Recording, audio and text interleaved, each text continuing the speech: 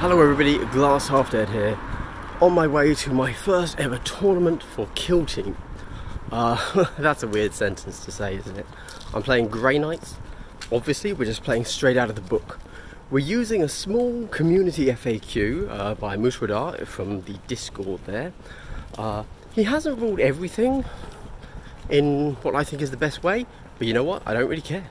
Any sort of answers at this point is good. Keeps everybody on the same page, although I am expecting GW to give us an FAQ soon. But because September is so full of tournaments, we've got one every weekend, we kind of need one just to get us by. My general plan with Grey Knights is I'm going to take Tide of Shadows every turn. That's what I learned from the last time I played them. I lost because I could be shot. Now, Tide of Shadows, I'm just fine. There you go. That's literally my only plan. I'm also going to focus on trying to play as carefully as possible. In the past, with me and my style, I play very aggressively. I don't think that's the way to play. I think that I need to really take a step back and only start flipping from concealed to engage when it's absolutely necessary. There you go, that's my game plan. It's 4 games, let's see how it goes. I think we've got 32 players. We're expecting a few drops, so maybe 28. I'm on the way early now to see, to help set up boards, because the actual TO couldn't arrive yet. I have no idea what the next footage you're about to see is, because I don't know how I'm covering this. Maybe I'm just going to jump to the end of the tournament and say this is how it went. Because the audio quality inside Bad Moon is literally terrible. It's the worst thing you've ever heard. So, let's go.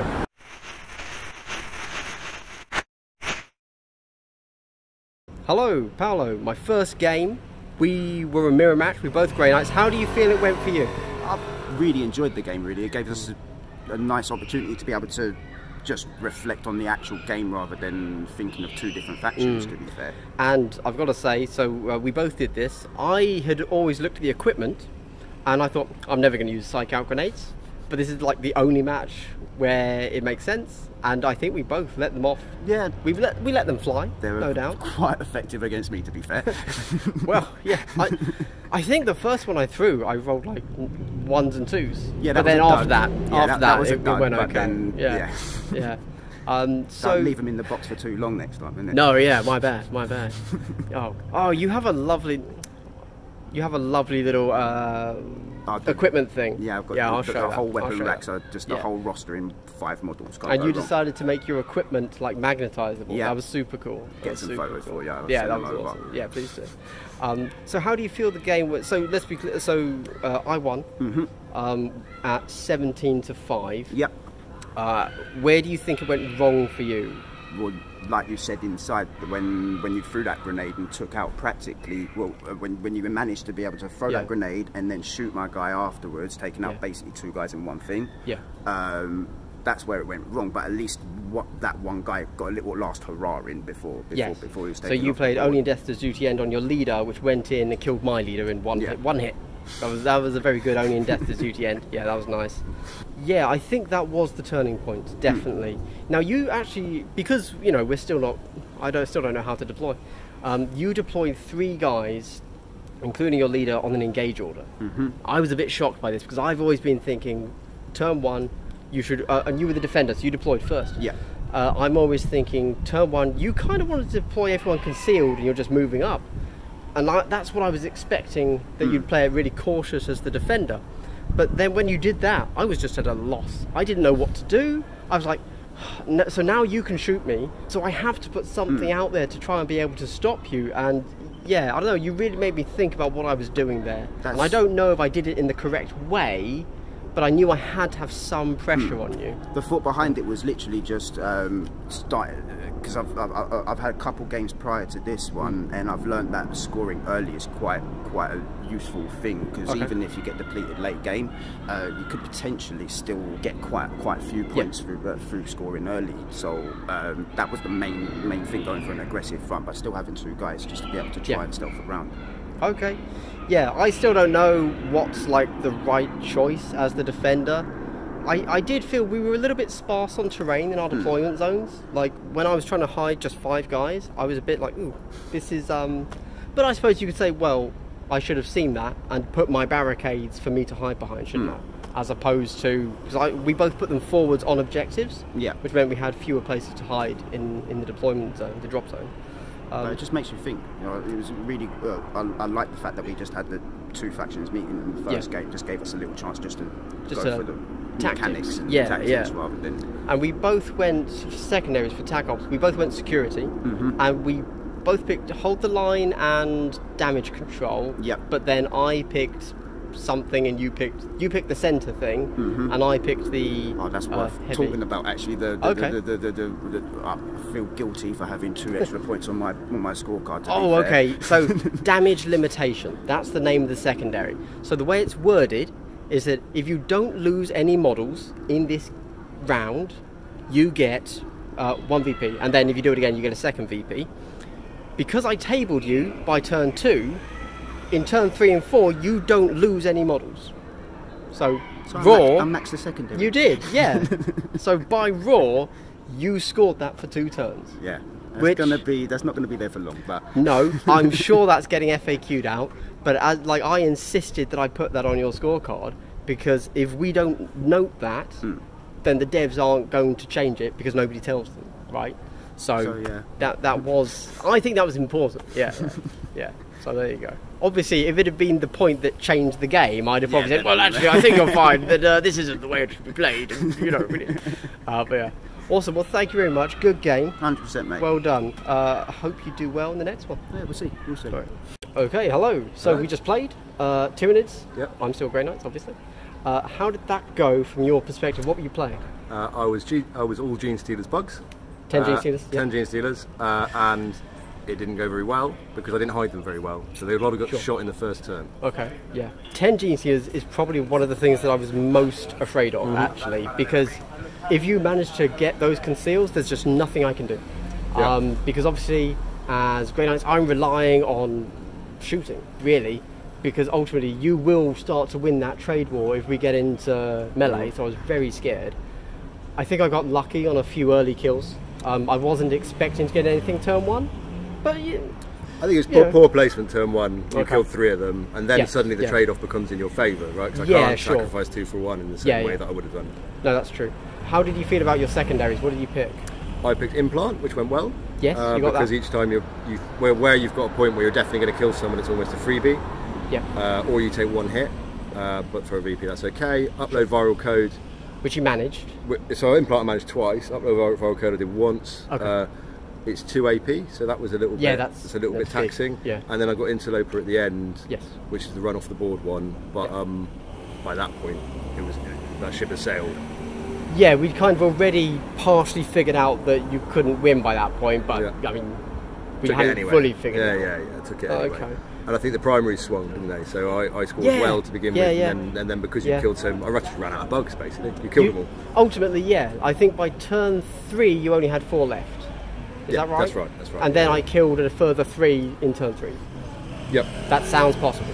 Yeah. Yes, that's yeah, but you know, likewise you got me down to 2 guys, which easily could have then swung one way or the other if you'd gone for some combats, but luckily I got some shots. Could have done, and I think your bolt of discipline stood you in good stead. Definitely. And you managed quite a few good run in, kill one guy with melee and then shoot somebody else. Yes, I was definitely putting my 3 APL to use. Yeah. How did you feel about like Grey Knights? Do you think they're a big, strong, scary team, or do you think average, or do you not really have? I think they're pretty good. I've got a mate who plays them, but they're like any super elite team. Like they can run out of models. They swing a bit. Yeah, it swings a bit. Yeah, because one lucky kill of one of your models, suddenly it's a massive difference. Yes. Whereas you know, if it's a Hormigan, it's less of a problem. You know? No, sure. How are you finding Tyranids in general so far? I think they're good. They're good. They're a good mix. Okay. I've actually never gone double Gene Stealers until today. Oh, okay. I've done it twice. Okay. Because I've been playing against teams that can shoot. I was up against intercessors first. Right. And so, if you just have a few models that are engaged and shooting, they're just going to get focused down and killed. Yep. So obviously the double GC has worked for you first round. It did, yeah. What I mean, was your intercessors scoring there? It was 18-7, so it was pretty. That's emphatic. pretty good. Okay. Yeah, it was pretty emphatic, but I think it's a pretty bad matchup for intercessors. Yeah, sure. If they don't get any peeking shots off, and do know that all of the tables are slightly different. Yeah. So perhaps some of the tables are a bit more dense, and some aren't as dense. Yeah, but I think Grey Knights were a good spot for doing the peeking through shots because you don't mind that much if you get charged, whereas an intercessor is dead if it gets charged. Yeah, that's fair. That's fair. I mean, you know, Grey Knights are pretty killy in melee still. Yeah. I mean, I don't want to get charged. No, but it's not the end of the world, and it's yeah. probably worth it to be able to gun somebody down in a way. Yeah. And it's not worth it for an intercessor if they just So die. that's quite an interesting trade then. So obviously my Grey Knights are 11 wounds generally, whereas the intercessors are 12. But you don't really care about that. And doesn't really into me, I'm doing 4-5, but they're doing 3-4, Yeah. and that means you can actually get the kills You hit me on twice on dead, Right. whereas they hit you 2 times, and they're dead by that point. Oh no, they're not interesting. dead by that point actually. Okay. But yeah, Okay. but they they only have 4 attacks as well, so Right. chances Oh, are of course, so you whereas may I'm getting well the just 5. survive them or parry Okay. one of theirs, and then you've got 3 hits into the rest. Right, very interesting. Okay, these are all things I haven't thought about yet. Okay, well, thank you very much. Good game. The final score was 14-9. 14-9. Yeah. Yes. So yeah, and I took security again for the archetype, Yeah. which seems to be doing me better. I would have gone Seek and Destroy, but I actually wasn't sure I was going to get shots on you, to be honest. You shouldn't have. No, I just didn't place them properly. Fair. I think fair. the big learning of geniuses is don't leave them where you can shoot them because they're not very hard to kill. Sure. Okay. Well, thank you very much. Good game. Thank you. Good luck with the rest of the tournament. Same to you. Okay, hello. This is Gorm, my third round opponent. This is actually at the 4th round, so we finished the tournament, but we didn't have time to do our little interview. So, hi Gorm. What were you playing? I was playing Deathwatch. So Deathwatch veterans in this instance. Yes, so 5-man, very similar to the Grey Knights in there. Yeah. Both 5-man, both 11 points, 12 on the leader. Points. Hit points, that's the word. Yep. How did you find the game? It was very cagey. It was a super exciting match because I think we were both a bit worried that if we just misplaced one foot, you know, we would lose a guy. You know, a plasma shot or Yeah. So I think there was a lot of concealing, a lot of creeping up the board. You know what? I hardly creeped up the board though. Like that's true. I had both of my guys at the end were just they'd moved backwards. They were That's almost true. on the They were back right of the behind line. those pikes. Yeah, I had those 2 melee guys though, my leader and They the other had one, to come up. and they were coming up the side the whole time. It was a while before they could do anything really. It was. I mean, obviously they did have grenades. They So had grenades, you gave 3 guys crack grenades. That's right. Yeah. And Threw 2 of them. Didn't do much. No, they didn't. Well, I threw one of them at the guy who only had 1 wound left, and it definitely did the job. That killed him. Yeah, that killed him. Yeah, no, so I was really scared of all of your shooting. Yeah, likewise. Yeah. And actually, the worst part for me was that strategic ploy that allowed you to not get shot when you Tide were of Shadows. Yeah. So you didn't really know that existed. No, I mean, I did tell you, obviously, but before going into the match, my you didn't plan know. was to get up on the vantage points, obviously, and shoot you, and I did. I had a great deployment zone, so I could have gotten 2 gunners up on 1 plasma gun and 1. Frag cannon up on, and that would have just rained down terror. So I was obviously really scared of that, so I was very careful about when I was moving something to within line of sight. And I was making sure it was a concealed guy, and I don't know, I guess the middle of the board must have been heavily weighted to your side because I couldn't move up to the central objectives until after I'd killed your gunners, essentially, which I managed to do, luckily. So it was fine. But yeah, very cagey game. Very cagey. Some exciting very moments. Very tactical. Yes, there were. Yeah. So I was able to deploy onto a vantage point. It was a 5-inch high mechanical piece of terrain, and at one point you charged your leader up. Yeah, that was super exciting. He climbed 6 inches up. Yeah. Managed to throw a crack grenade. Because I couldn't complete the charge, so I just had to climb and then throw the crack grenade. Yeah, that's right. Hit didn't do a lot of damage. Then your leader vaulted over the top, landed behind him, and killed him in melee. Yeah, super exciting though. That was good. Yeah. It wasn't quite far enough over on your side of the board to score me round, but it was close. Yeah. I actually can't remember what the final score was in the end. I can't either. But it wasn't crazy different. Yeah, it was. I think we were within about a point of each other before you tabled me, because at that point you were able to. Okay. We still had 1 turn left, so you were able to run in and I think score 4 VP in the last round. Yeah, and that was kind of the decider. Yeah. It was. I managed to get the table.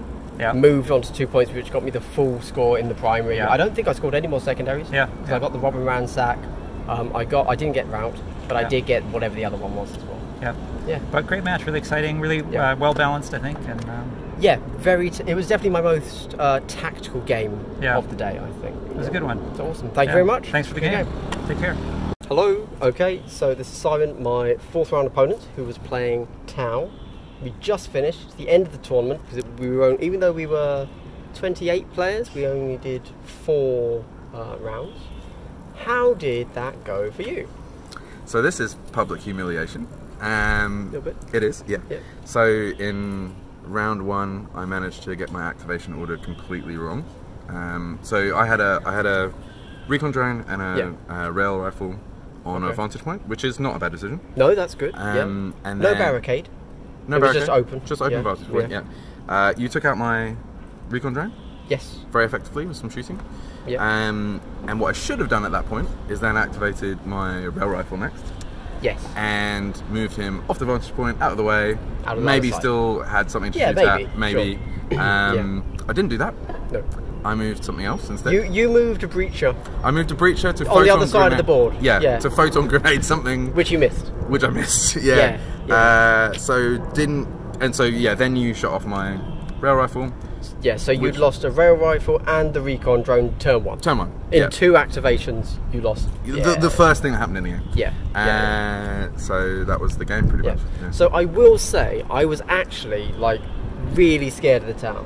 Like just those 4 or 5 shots, damage shots, like, yeah, you don't need the APL.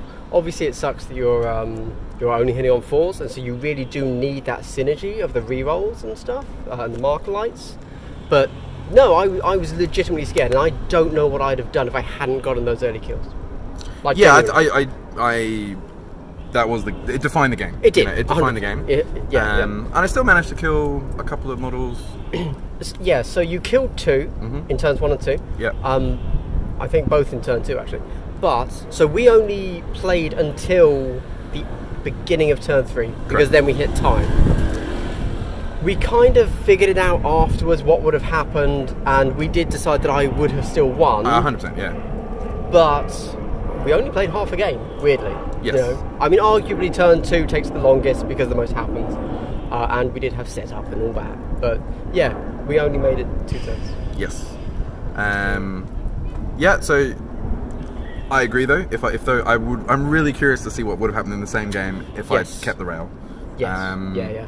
Losing the recon was also horrible because it's got great abilities and all the rest of it. Yes, it does. But it would have been a completely different game. Yeah.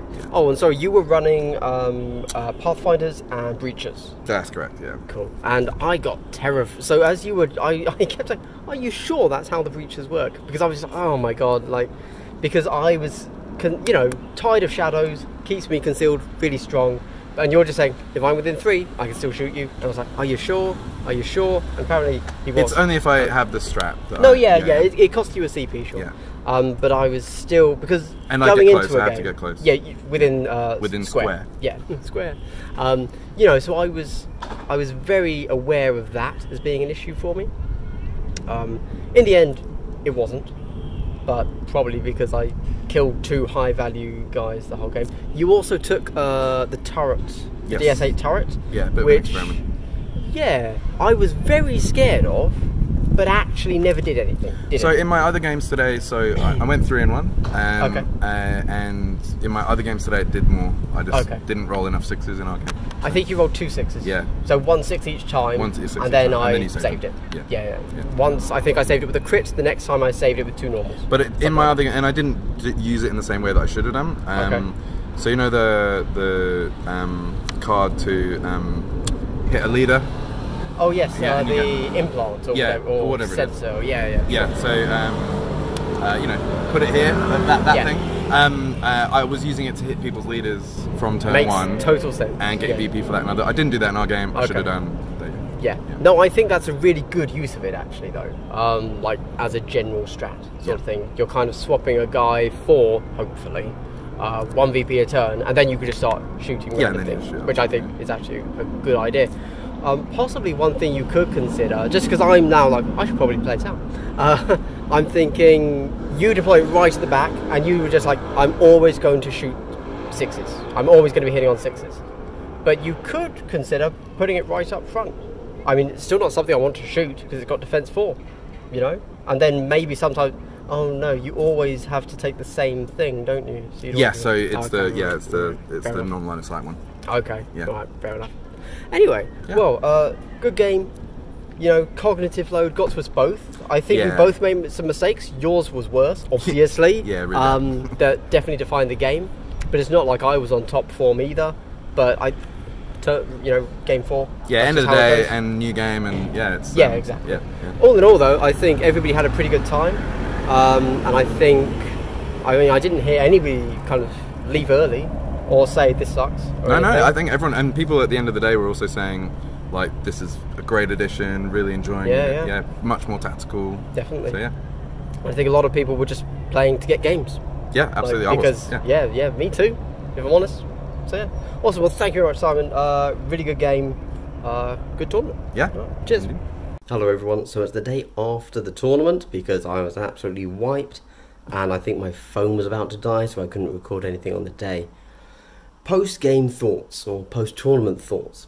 First things first, if you're interested in some sort of stats, like, so I have everything, like all the secondaries that everybody picked, that kind of thing. I'm going to be doing a post on my Patreon that goes into a little bit more about that. If you want those, if you're interested in secondaries, tac ops, etc., go check that out. It'll be up sometime soon. But for just a general thoughts and such, we had Adeptus Custodes came first. I was second with Grey Knights. Really good result. I'm going to be honest with you guys. I have not done that well ever before. This was a bit of a fluke. I don't believe I could ever recreate this.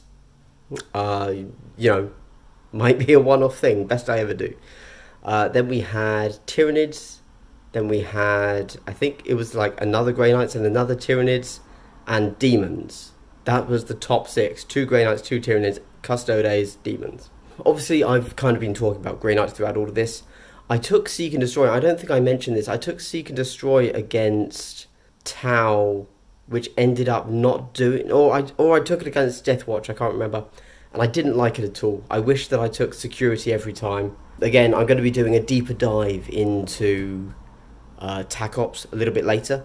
If you're a patron, you've already seen my entire script for tac ops, but that's coming soon. Custodes, I'm terrified. If I'd come up against Custodes, I wouldn't have won, definitely. I mean, every game here, I feel like I got lucky. Like, at some point, an opponent made a mistake, and I happened to be in a position where I could capitalise on it. I don't feel like, oh, yeah, this was supreme, top-tier play. But looking at the Custodes score, he max scored every game apart from one where he got 17 instead of 18 because we weren't doing 2VP for Painted. Obviously, might be a player skill thing because there was another Custode in the tournament and he wasn't in the top 6. I don't think he was even in the top 8. So, it's a player skill thing as well. But beginner tournament, you can then argue on the flip side, oh, well, he might just be a slightly above average player that managed to pick up on the rules quicker than others, whereas everybody else, hasn't had the time to get as many games in. And so we have a very wide disparity in player skill. And because this game is really meant to be played, that's how you get the tactics. And tactics is far more important than list building in this edition and in this game compared to 40k as well. So that's where the issue comes. So good players are going to very quickly separate themselves out from the pack, whereas before that wasn't so much of a case if you were able to net list or something like that. So Custodes scare me. If I'd gone up against them, I'd have been taken off, no doubt. I didn't play against Demons, but I have looked at Demons for myself because, of course, hopefully you've seen my Demon army. I think they've got a cool paint job. I like the white scheme I did with them, very quick. So they're definitely an option for me as something I might play. With that said, I guess quick final thoughts, won't let this drag on too long. I very much like 3 APL teams. That's my big takeaway at the moment.